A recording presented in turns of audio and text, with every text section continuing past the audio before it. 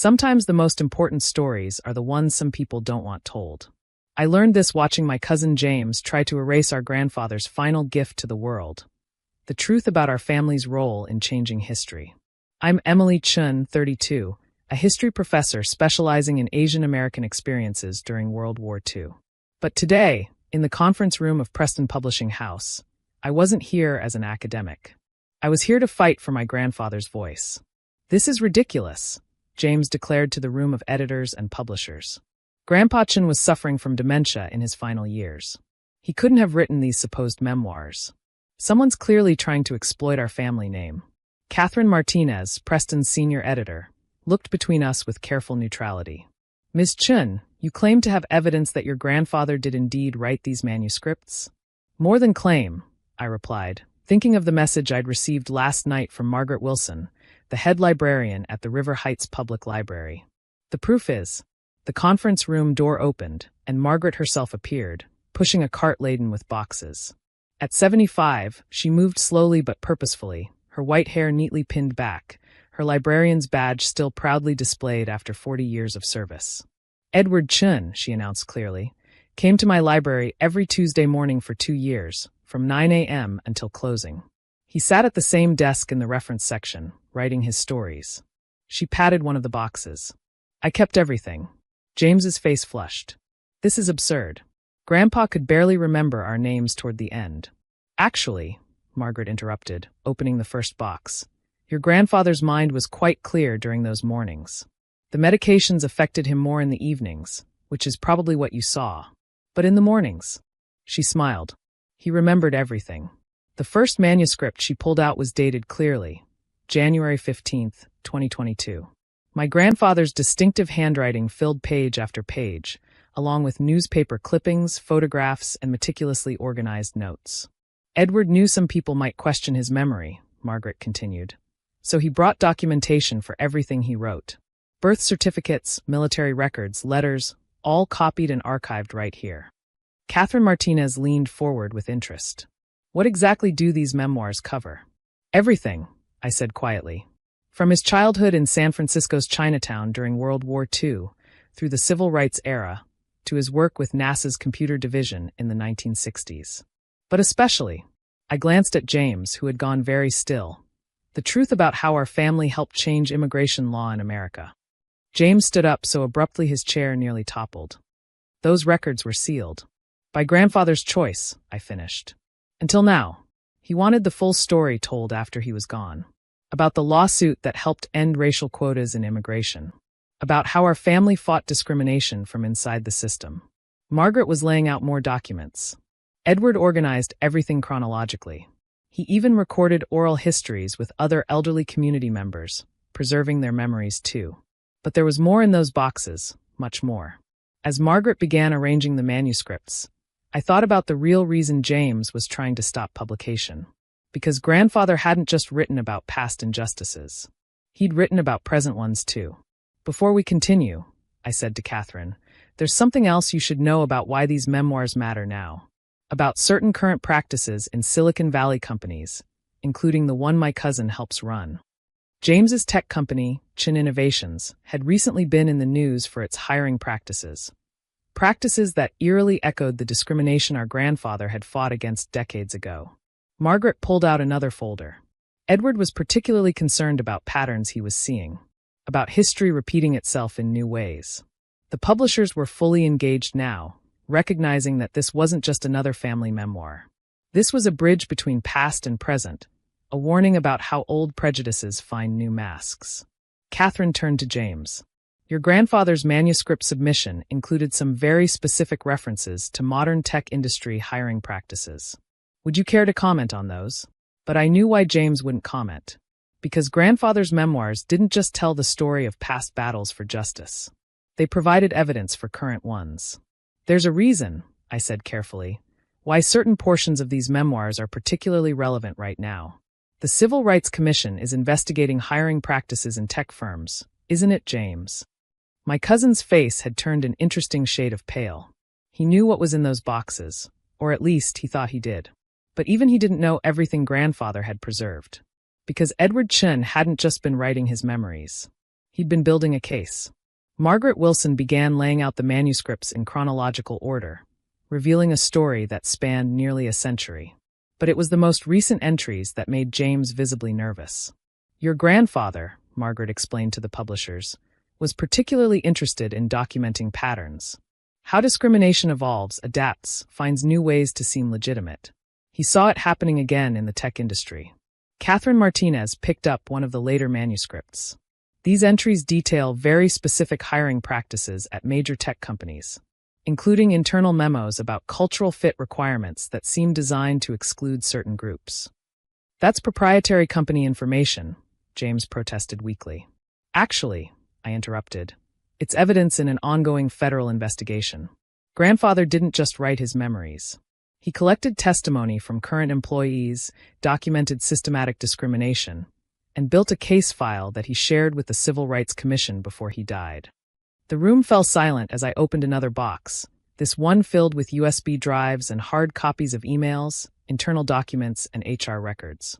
Grandpa wasn't just sitting in the library writing about the past, I continued. He was meeting with whistleblowers, collecting evidence, building a bridge between historical discrimination and its modern incarnation. Margaret nodded. He would often say, "The past isn't past if we're still fighting the same battles." That's why he was so methodical about preserving everything. I pulled out a particular folder, one I knew would change everything. In 1956, our grandfather helped challenge immigration quotas by exposing how companies used seemingly neutral policies to discriminate. He kept detailed records of hiring practices, internal communications, and the real impact of those policies. Catherine leaned forward. And he saw the same patterns today? Not just saw them, he proved they existed. I opened the folder. These are internal communications from 5 major tech companies, including Chin Innovations, showing how they use AI algorithms and culture fit metrics to achieve the same discriminatory goals that explicit racial quotas once did. James stood up again. You can't. Can't what? Tell the truth? That's exactly what grandfather did in 1956, when he helped build the case that changed immigration law. And that's what his memoirs do now. Show how discrimination doesn't end, it just gets better at hiding. Margaret was arranging more documents. Edward was particularly concerned about how technology was being used to make discrimination seem objective. He saw how AI systems were being trained on biased data, perpetuating historical inequities under the guise of merit-based decisions. The manuscripts revealed a deeper story than any of us had expected. Grandfather hadn't just recorded his memories. He'd created a guidebook for recognizing and fighting discrimination in every era. There's something else, I said quietly, pulling out a final folder. Something grandfather wrote specifically for you, James. Inside was a letter, dated just weeks before his death. Dear James, by now you've discovered what I've been working on these past 2 years. You probably feel betrayed, exposed, angry. Good. That's how I felt in 1956 when I discovered how deeply discrimination was embedded in American business. But I didn't just fight it, I helped change it. And you can too. The company you've built has the power to lead the tech industry toward real inclusion, not just performative diversity. The evidence I've gathered isn't just meant to expose wrongdoing. It's meant to show you a better path. Your grandmother and I didn't fight so hard for equality just to see our own grandson perpetuate discrimination in new ways. You're better than that. Our family's legacy is better than that. The choice is yours now. With love and hope. Grandfather. James slumped in his chair, the fight gone out of him. He knew everything. He knew you were following orders from your board, I said gently. He knew about the pressure to maintain certain demographic profiles in hiring. And he knew you were uncomfortable with it. Catherine Martinez had been reading through more of the manuscripts. This isn't just a memoir, she said with growing excitement. This is a roadmap for understanding how discrimination evolves and how to fight it in every generation. The next few hours brought more revelations. Grandfather's writings weren't just about our family's history. They were about America's ongoing struggle with equality, told through the lens of one family's experience across 3 generations. The Civil Rights Commission's investigation became public the following week. Chin Innovations, along with several other tech companies, faced serious scrutiny over their hiring practices. But something unexpected emerged from the scandal. James, inspired by our grandfather's letter, became a whistleblower himself. He used his position to expose how AI systems were being manipulated to maintain demographic barriers in tech. More importantly, he began working to change those systems. The memoirs were published 6 months later, becoming both a historical record and a manual for modern activists. Grandfather's detailed documentation of discrimination's evolution, from explicit quotas to coded language to algorithmic bias, helped people recognize and challenge these patterns in their own industries.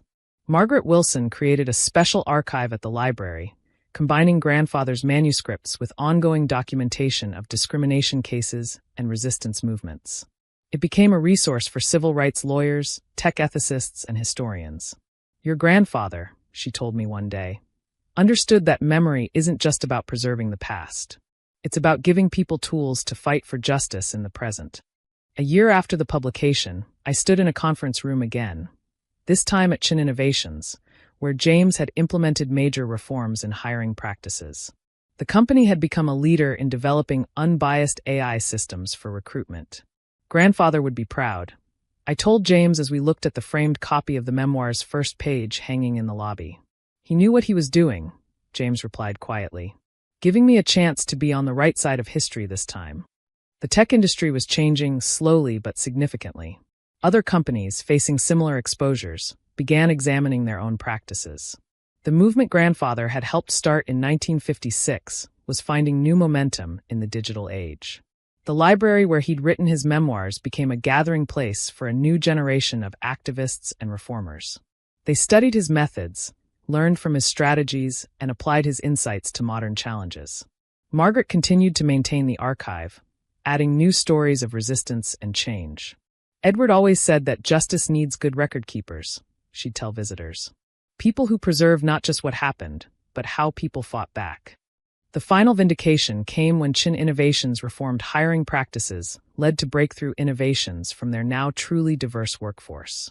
The company's success proved what Grandfather had argued all along, that discrimination doesn't just harm its targets, it hobbles progress itself.